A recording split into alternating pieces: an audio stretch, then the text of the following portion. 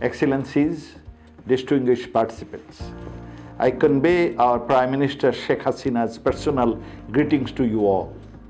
She appreciates Her Excellency Ursula von der Leyen's leadership. I feel encouraged to see global citizens' proactive contribution to this event, and I cherish our long-standing association with the organization. This is in line with the spirit of cooperation and partnership, not isolation, that Bangladesh has been advocating in the wake of the COVID-19 pandemic. As an ever-resilient nation, Bangladesh, the 8th largest country in the world in terms of population, retains its faith in the ultimate triumph of our collective human endeavor against all odds. In the backdrop of this pandemic, our people living coastal areas have braved the super cyclone Amphan that created additional burden due to global warming. Global leadership must also take adequate measures to evade the impending climate change disaster.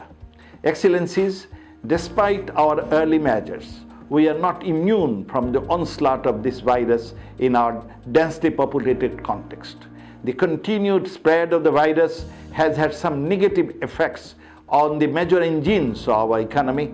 We are faced with the reality of losing some of our growth momentum and hard-earned development gains.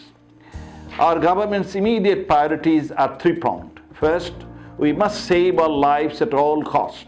Second, we must facilitate effective testing, treatment, and prevention.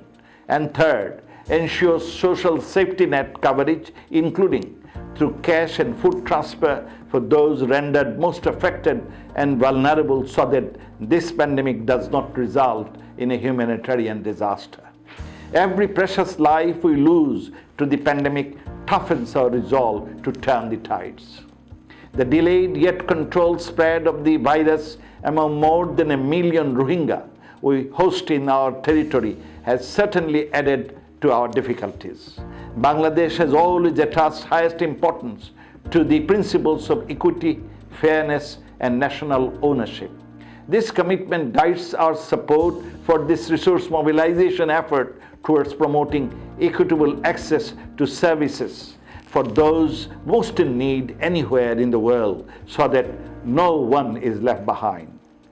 I am pleased to announce a contribution of $50,000 to flag our solidarity with this initiative of supporting the development and availability of safe and effective vaccine, more importantly, equitable access to healthcare, and to combat the disproportionate impact of COVID-19 on the marginalized communities.